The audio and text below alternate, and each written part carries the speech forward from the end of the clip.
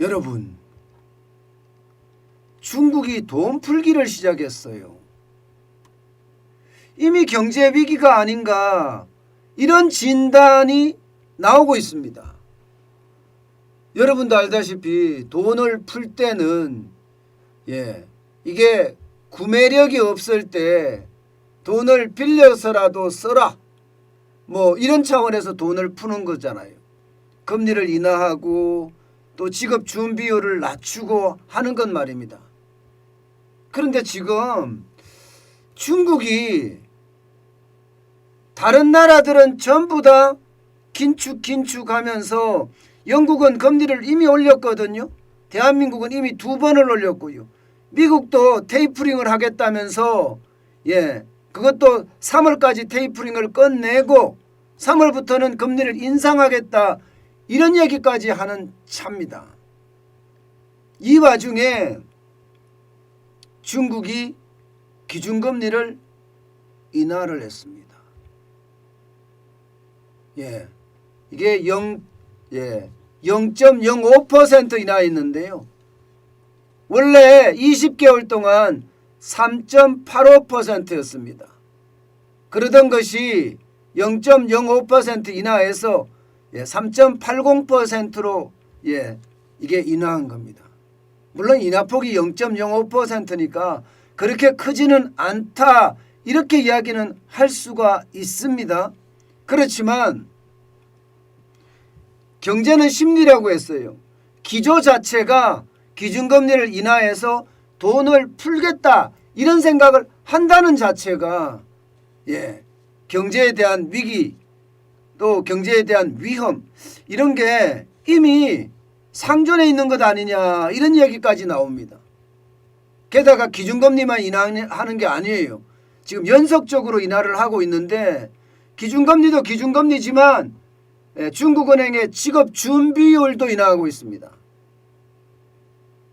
8.9%에서 8.4%로 0.5%포인트 인하했거든요. 중국 돈으로는 1조 2천억 위안을 공급하는 거고요. 우리 돈으로 환산하면 233조 원을 지금 빌려준다는 뜻이에요. 이 말은요, 돈을 많이 풀겠다는 뜻이잖아요.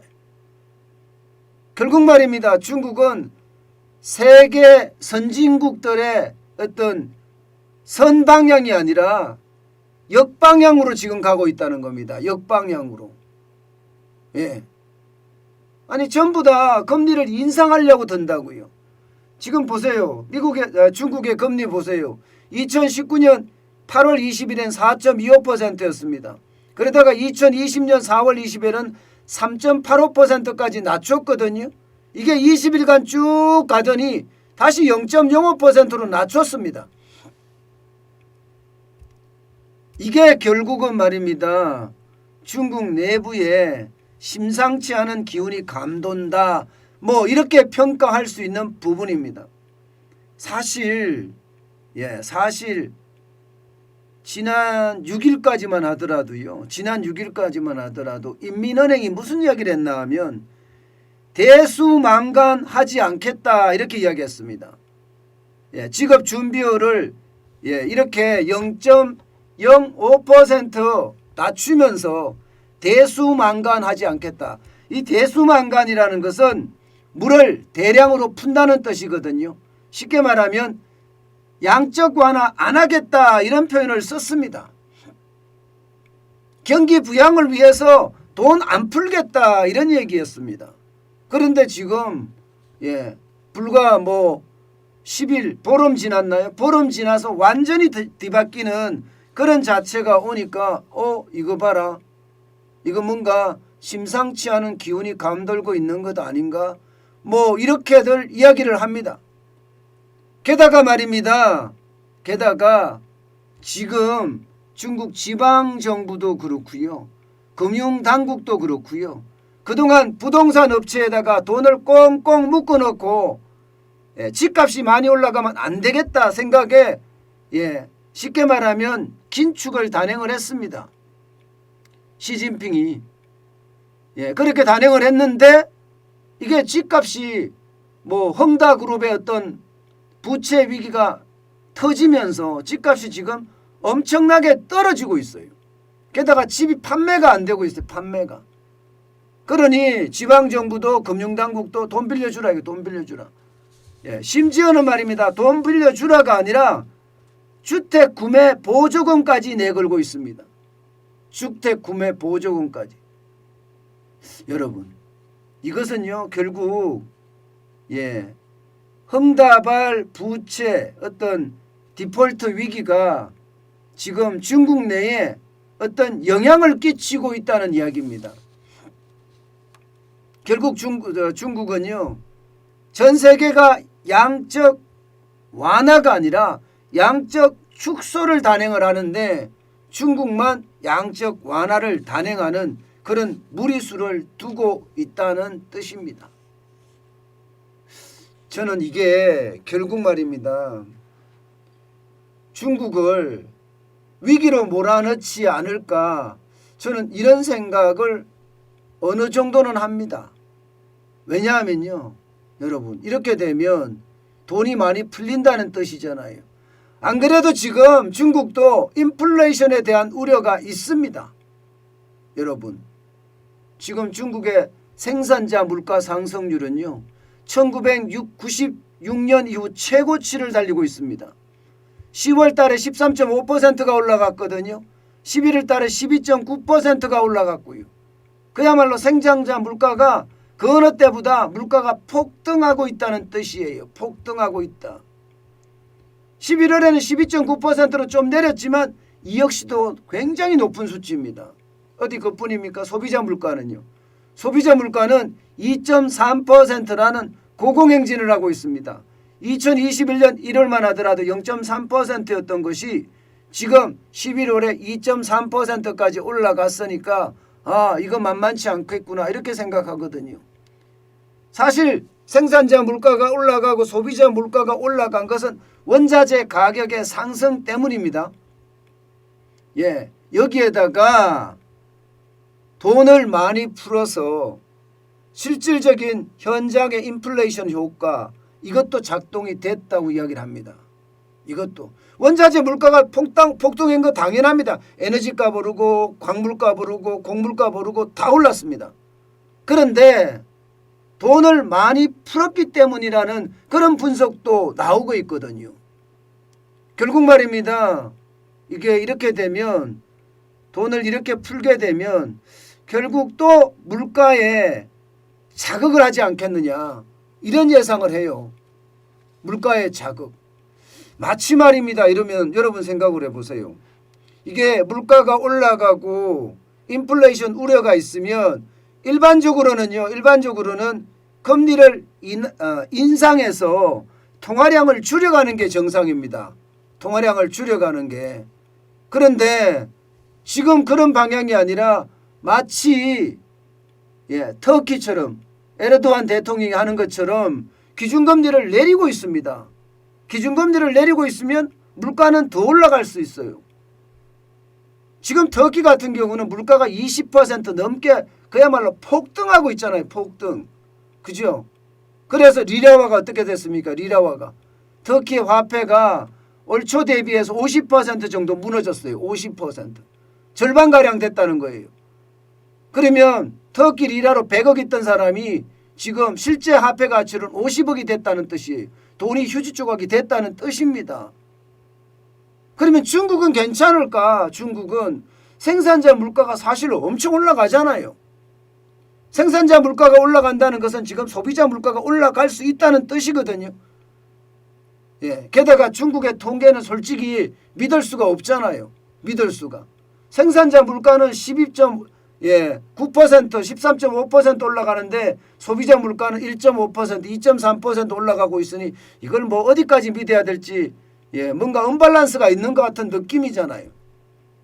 그런 차원에서 따지면 시장은 이미 소비자 물가는 굉장히 많이 올라가는 것 아니냐. 터키를 닮아갈 수 있는 것은 아니냐. 그런 이야기도 나옵니다. 안 나오지 않아요. 안 나오지 않아요. 이게 말입니다. 만약에 위안화 중국 화폐에 영향을 주면, 특히 리라화가 떨어졌듯이 중국 화폐에 영향을 주면 어떻게 될까요? 물론 지금 중국의 성장률 이거 뚝뚝 떨어지고 있어요. 아직까지는 유지하기 때문에 위안화가 떨어질 거라고 생각은 안 합니다. 지금 4분기 성장률이 문제이긴 한데요. 4분기 성장률이 대부분의 사람들이 3% 중반대 예상을 하고 있지만, 만약에 2%까지 떨어진다면 과연 중국이 버텨낼 수 있을까요? 물가는 지금 계속 고공행진, 성장률은 2%까지 떨어지고 스태그플레이션의 어떤 모양새잖아요. 결국 저성장, 고물가가 될 수 있다는 이야기잖아요. 이렇게 되면 중국 경제가 병에 걸릴 수도 있습니다. 심각한 병에 걸릴 수도 있습니다. 심각한 병에 걸릴 수 있다는 표현도 많이 나오고 있어요. 지금까지 위안화가 떨어지지는 않았습니다. 위안화가 보시면 위안화가 강세죠. 그죠? 강세입니다. 한 10년치를 보면 2004년부터 시작을 해서 이때는 고정환율 제도를 취할 때고요. 지금은 변동환율제 비슷하게 취하고 있는데 강세예요. 1달러당 6.38이니까 위안화가 지금은 강세를 유지하고 있습니다. 중국 입장에서도 위안화를 강세를 유지할 수밖에 없는 게, 이게 올라가면 물가가 올라갈 수밖에 없거든요. 물가가. 제가 말씀드리지만 우리는 원화가 약세잖아요. 원화가 약세가 되니까 지금 어떻게 됩니까? 소비자 물가, 생산자 물가 말도 못하게 올라가죠. 이게 원자재 가격 자체가 올라간 데다가 환율까지 올라가니까 2배가 올라가는 겁니다. 2배가. 미국이나 지금 중국 같은 경우는 어떻게 하든 강세를 지켜가면서 수입 물품에 대한 가격을 덜 올라가게 막겠다 이런 생각을 하고 있거든요. 그런데 계속 막을 수 있겠느냐 하는 거죠. 돈을 이렇게 마구 풀어 제끼는데, 돈을 엄청 풀어 제끼면 결국 말입니다. 성장률이 그만큼 받쳐줘야 되거든요. 성장률이. 만약에 성장률이 지금 만약에 못 받쳐주면 어떻게 될까요? 못 받쳐주면 지금 중국 사회과학원이 전망한 거예요. 2022년입니다. 5.3%로 떨어질 수도 있다 이런 전망을 내놨습니다. 2021년 올해는 8% 가지만 내년에는 5.3%까지 떨어질 수 있다 이런 전망 내놨습니다. 그러면 결국 말입니다. 중국은 이미 많은 사람들에 따라 다르지만 생산자 물가가 엄청나게 올라가는 그런 모양새에다가 성장은 지금 2% 하반기에 내년에는 5.3% 둔화된다는 말까지 나오니까 현장에서는 위기의 어떤 조짐이 있다. 지금 이렇게 평가하고 있는 겁니다. 위기의 조짐이 있다. 물론 지금 중국은 그 어느 때보다 외환보유고가 많기 때문에 위기는 안 온다 이렇게 이야기합니다. 지금 5월 기준으로 보면 중국이 가지고 있는 외환보유고는 3조 1982달러 2억 달러입니다. 일본에 비해서 거의 2배가 넘지요. 3배인가요? 2배가 좀 넘지요. 일본은 1조 375억 달러니까요. 외환보유고가 많기 때문에 당장 위기가 되지 않는다고 하지만 터키는 외환보유고가 적은 데다가 미국하고 척을 지고 있는 것도 중국하고 마찬가지죠. 그런데 수출을 또 제대로 못해요. 그러다 보니까 터키는 지금 물가가 엄청 오르고 성장률은 아주 최하로 가고 있는 거잖아요. 저는 중국의 위기도 외환보유고가 많은 것까지는 인정할 수 있습니다. 외환보유고로 이게 위기를 맞을 수 있다. 지금 말입니다. 중국이 터키처럼 그렇게 외환보유고가 없었다면 위기가 왔을 거예요. 이미 터졌을 거예요. 외환위기가. 근데 중국은 다행히 외환보유고를 많이 보유하고 있기 때문에 낫다고 이야기하지만 결국 말입니다. 결국 이게 충격이 될 수밖에 없는 상황, 이게 올 수도 있다고 생각을 합니다. 전 세계는 전부 다 돈줄을 죄는데 중국만 역방향으로 가고 있는 것, 이것은요 결국 중국 내에 물가가 높아질 수밖에 없습니다. 돈을 푸니까. 예, 그에 따라서 위안화 가치도 그만큼 떨어질 수밖에 없습니다. 그러면 중국은 외환 보유를 많이 했기 때문에 위기를 넘어갈 수 있다고 이야기를 하지만 중국과 연계된 신흥국들은 어떨까요? 중국과 연계된 신흥국들. 특히 대한민국은 어떨까요? 대한민국은 수출에 거의 30% 이상을 중국에다 수출하고 있는데 대한민국 같은 경우는 어떻게 될까요? 대한민국도 그렇게 충격을 받을 수밖에 없다 이렇게 생각을 합니다. 예, 충격을 받을 수밖에. 게다가 지금 중국 내의 어떤 위험 수위가 어느 정도인지 현장 경기가 얼마나 바닥까지 드러났는지 이런 것들도 굉장히 중요한 지표가 되는데 그 어느 때보다 지금 중국 경제 중국 정부도 스스로 지금 위기라고 인식하고 있는 것 같습니다. 그렇기 때문에 이게 며칠 사이에죠. 며칠 사이에. 여러분도 알다시피 며칠 사이에 통화량을 확 늘리잖아요. 기준금리를 인하한다든가 직업준비율을 인하한다든가 이것은요 며칠 사이에 일어나는 일이 며칠 사이에. 지금 12월 초순에 6일 날인가요? 직업준비율 인하했었죠. 그런데 지금 20일 어제니까 어제 인하했으니까 보름 만에 또 인하한 거 아니에요. 그러니까 중국 자체가 지금 어느 정도 위기 상태에 있는 것 아닌가 그렇게 진단을 내리기도 합니다. 당분간 외환 보유고가 있기 때문에 버텨낼 수 있겠지만 점점 말입니다. 이게 물가가 올라가고 미국의 테이퍼링이 빨라지고 미국의 금리 인상이 더 빨라진다면 외국인들이 탈출할 가능성도 큽니다. 외국인들이 탈출을 했을 때 중국은 언제까지 얼마만큼 감당할 수 있을까요? 외환 보유가 많은 만큼 감당은 할 수 있다고 이야기를 하지만 그 충격파는 상상 이상일 거라는 전문가들의 전망도 나오고 있습니다. 그만큼 말입니다. 이게 물가가 상승하고 외국인들이 탈출하고 게다가 미국의 공급망 재편이 계속 일어나는 상태에서 중국이 계속 버텨줘야 될 텐데 중국이 만약에 못 버텨줬을 때는 우리 경제에까지도 심각한 타격이 오지 않겠느냐 그런 예측까지 하고 있다는 것 우리 이제 인식하고 대응해야 됩니다. 그만큼 중국의 위기는요 겉으로 드러나지 않았을 뿐 마치 회색 고풀소처럼 툭 하고 건드리면 펑 하고 터지는 것 아니겠느냐 그런 이야기가 나올 수도 있다는 이야기입니다.